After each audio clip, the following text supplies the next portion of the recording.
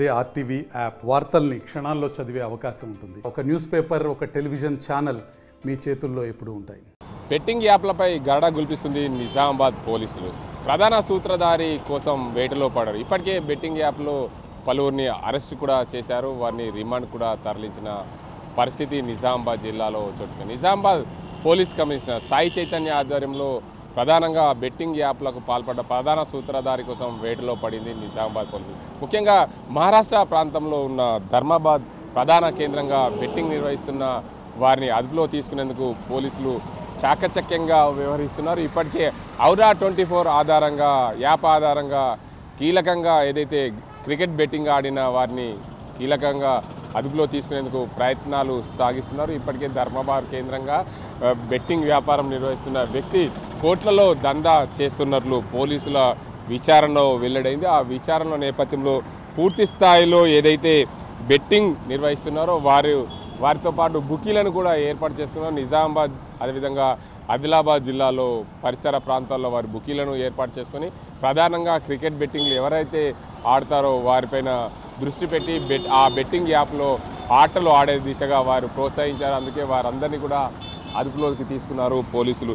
ఇప్పటికే బెట్టింగ్ యాప్లో నిత్యం లక్షల్లో బెట్టింగ్ ఆడుతూ కోల్పోయిన మంది ఖోఖోలో నిజామాబాద్ జిల్లా వ్యాప్తంగా 200 మందికి పైగా బెట్టింగ్ యాప్లో మోసపోతే మరికొంతమంది ఏదైతే నిజామాబాద్, ఆదిలాబాద్, మెదక్ జిల్లాల పరిధిలో సుమారు 1000 మందికి పైగా నష్టపోయినట్లు తెలుస్తుంది. లక్షల్లో రూపాయల్లో నష్టం జరిగింది. వారందరికీ కూడా పోలీసులు అభయం ఇచ్చారు. ఆ బెట్టింగ్ యాప్ ప్రధాన నిర్వాహకుడిని అరెస్టు వేటలో పడినట్లు తెలుస్తుంది.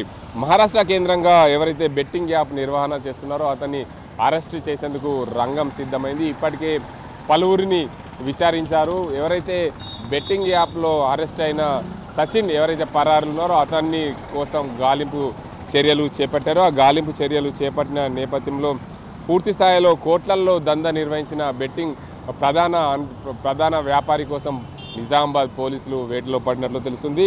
ఇప్పటికే మరికొంతమందిని అరెస్ట్ చేశారు.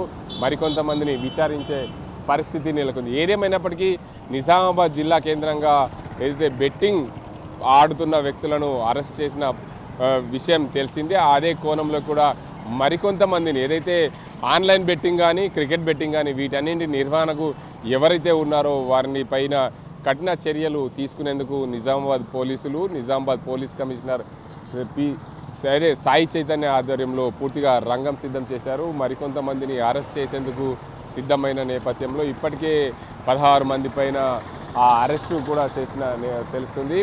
ఆ 16 మందిని అరెస్ట్తో పాటు మరికొంతమంది ఎవరైతే ముఖ్యంగా అందులో ఉన్నారో వారందరినీ కూడా అదుపులో తీసుకునే నేపథ్యంలో పూర్తి స్థాయిలో చర్యలు చేపట్టేందుకు పోలీసులు సిద్ధమయ్యారు.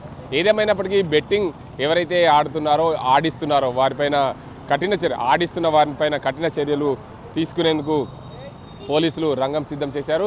ఏదైతే ధర్మాబాద్ కేంద్రంగా ఆ బెట్టింగ్ యాప్ నిర్వహణ చేస్తున్నారో వారిని పూర్తిగా అదుపులో తీసుకునేందుకు పోలీసులు సమాయత్తం అవుతున్నారు. మొత్తానికి నిజామాబాద్ జిల్లా కేంద్రంగా ఎవరైతే బెట్టింగ్ ఆడి ప్రాణాలు కోల్పోయారో వారిని ఫిర్యాదు మేరకు ప్రధాన బెట్టింగ్ వ్యాపారి తీగలాగితే డొంక కదిలినట్లు ప్రధాన బెట్టింగ్ వ్యాపారిని అదుపులో తీసుకెందుకు నిజామాబాద్ పోలీసులు రంగం సిద్ధం చేశారు.